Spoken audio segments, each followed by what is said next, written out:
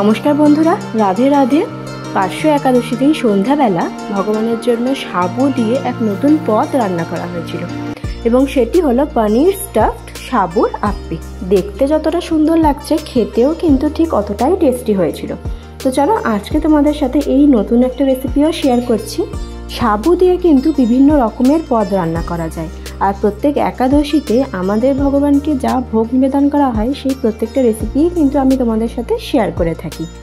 তাহলে আজকের এই পনির স্টাফড সাবুর আপ্পের জন্য প্রথমেই লাগছে সাবু। আমি 1 কাপ সাবু নিয়েছি। 1 কাপ সাবুকে এমনি নর্মাল জল দিয়ে একটু ভিজিয়ে রাখতে হবে, মোটামুটি 2 ঘন্টা। ততক্ষণ আমরা এই আপ্পে দিয়ে খাওয়ার জন্য একটা চাটনি রেডি করে নিই।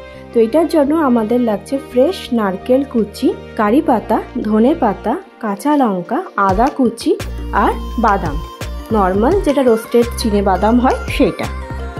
সব ইনগ্রিডিয়েন্টস মিক্সিং জারে দিয়ে এবার এর মধ্যে দিতে হবে স্বাদ মতো লবণ, অবশ্যই সন্দক লবণ আর গোটা জিরে।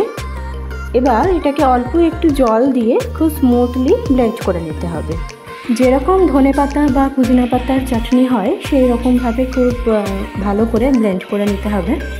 এই ধরনের চাটনি দিয়ে কিন্তু যে কোনো ধরনের স্ন্যাক্স, উত্তপম সবই কিন্তু বেশ টেস্টি লাগে। তো আমাদের চাটনিও রেডি হয়ে গেল। এবার আমরা বানাবো স্টাফিং। তো স্টাফিংয়ের জন্য আমাদের লাগছে এখানে পনিরটাকে গ্রেট করে নেওয়া হয়েছে। আপনারা এখানে স্টাফিংটা চাইলে পনির ছাড়া নর্মাল আলু কিংবা রাঙা আলু দিয়েও করতে পারেন। এবারে এই গ্রেটেড পনিরের মধ্যে অ্যাড করা হলো ধনে পাতা কুচি, কাঁচা লঙ্কা কুচি, গ্রেট করে রাখা আদা আর ভাজা জিরে গুঁড়ো, গোলমরিচ গুঁড়ো, সন্দক লবণ আর 1 চামচ চিনি, সুগার পাউডার। এবারে এটাকে ভালো করে মেখে নিতে হবে। হাত দিয়ে মাখলেই ভালো হয়। ভালো করে মেখে নেওয়ার পর ছোট ছোট করে গোল গোল করে যেরকম স্টাফিং লাগবে আমাদের, ছোট ছোট আপেতে তো খুব বড় বড় স্টাফিং দেওয়া যাবে না, কিন্তু আপে প্যানটাও ছোট, সেই জন্য এরকম ছোট ছোট করে গোল গোল স্টাফিং আমরা রেডি করে নিলাম। আর আজকে যে রেসিপিটা দেখাচ্ছি সেটা যে কোনো দিন সন্ধ্যাবেলা স্ন্যাক্স হিসেবেও খেতে পারেন, বাচ্চাদের টিফিন বক্সও দিতে পারেন, যেহেতু এটা হেলদি, বেশি তেল মশলাও নেই আর বাচ্চাদের পেটও ভরা থাকে। আর এদিকে আমাদের সাবুটাও 2 ঘন্টা ভিজানো ছিল। তো এই দেখুন সাবুটা বেশ ফোলা ফোলা নরম হয়ে গেছে। তো সেই জন্য জলটা খুব পরিমাণ মতন দিতে হবে। সাবুতে পুরো জলটাই অ্যাবজর্ব করে নিয়েছে, সেজন্য বেশ দানাগুলো বড় বড় হয়ে গেছে। আপনারা চাইলে ছোট দানার সাবুও ব্যবহার করতে পারেন, সেটাও পরিমাণ মতন জল দিয়ে 1-1.5 ঘন্টা মতন ভিজিয়ে রাখলেই হবে।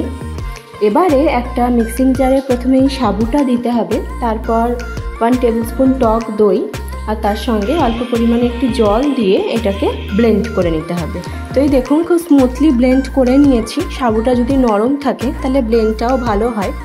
আমাদের একটু বেশি পরিমাণে সাবু ছিল, সেজন্য 2 বারে ব্লেন্ড করেছি। এবারে আমাদের আপ্পের মিশ্রণটাকে তৈরি করতে হবে।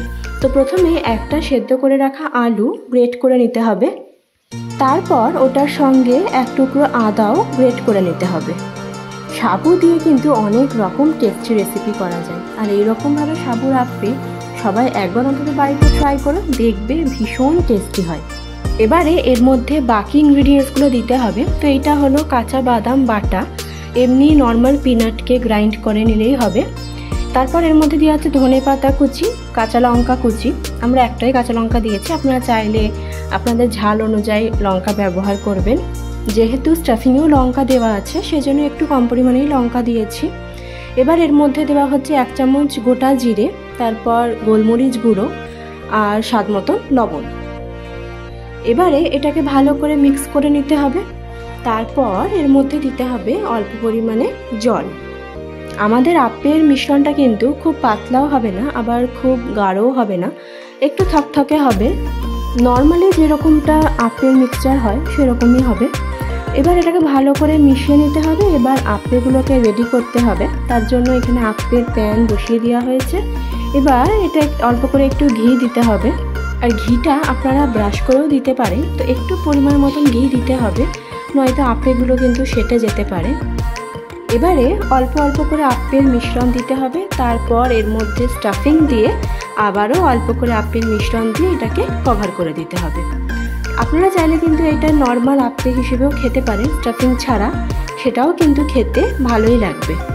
আর আপ্পেটা কিন্তু আমরা সবাই খেতে পছন্দ করি, বানানোও ভীষণ সহজ আর রান্না করতে টাইমও কিন্তু খুব কম লাগে। এবারে গ্যাসের ফ্লেম লো টু মিডিয়াম রেখে এটাকে ঢাকা দিয়ে 5 মিনিট মতন রান্না হতে দিতে হবে।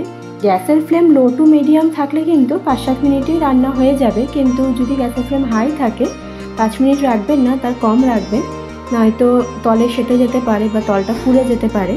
আমাদের 5 মিনিট একদিক রান্না করার পর সবকটা আপ্পেকে উল্টে দিতে হবে, তারপর আবারও ঢাকা দিয়ে 5 মিনিট রান্না করতে হবে। ব্যাস, তাহলেই কিন্তু আমাদের পনির স্টাফ সাবুর আপ্পে রেডি। গরম গরম চাটনির সঙ্গে এখন আমাদের গোবিন্দকে এটা ভোগ নিবেদন করা হবে। তাহলে বন্ধুরা, তোমাদের সাথে একদম সিম্পল কিন্তু একটা মুখরোচক রেসিপি শেয়ার করলাম, যেটা একাদশীর দিন খুব ইজিলি তোমরা বানিয়ে গোবিন্দকে ভোগ নিবেদন করতে পারবে এবং নিজেরাও খেতে পারবে। আর একাদশী মানেই যে কিছু খাওয়া যাবে না তা একেবারেই নয়, অন্ন শস্য ছাড়া কিন্তু সব কিছুই খাওয়া যায়। যেরকমটা মাখনা, সাবু দিয়ে অনেক রকম রেসিপি বানানো যায়। আমার চ্যানেলে সার্চ করলে একাদশীর দিন অনেক রকম রেসিপি তোমরা পেয়ে যাবে। এবারে বলি পার্শ্ব একাদশীর মাহাত্ম্য। পার্শ্ব একাদশীতে শায়িত ভগবান অনন্ত শয্যায় পার্শ্ব পরিবর্তন করেন, বাম অঙ্গ থেকে দক্ষিণ অঙ্গে শয়ন করেন, তাই এই একাদশীকে পরিবর্তিনী একাদশীও কিন্তু বলা হয়। এই ব্রত পুণ্য ফল প্রদায়িনী, এর মাহাত্ম্য শ্রবণে সকল পাপ বিনষ্ট হয়। যিনি ভক্তি ভরে এই তিথিতে শ্রী বামন ভগবানের পূজা করেন তিনি ত্রিলোকে পূজা পান। তাহলে আজকে এখানেই শেষ করছি। সকলে ভোগ দর্শন করে নাও, ভোগ দর্শনে দুর্ভোগ কাটে। দেখা হবে নেক্সট ভিডিওতে। সবাই ভালো থেকো।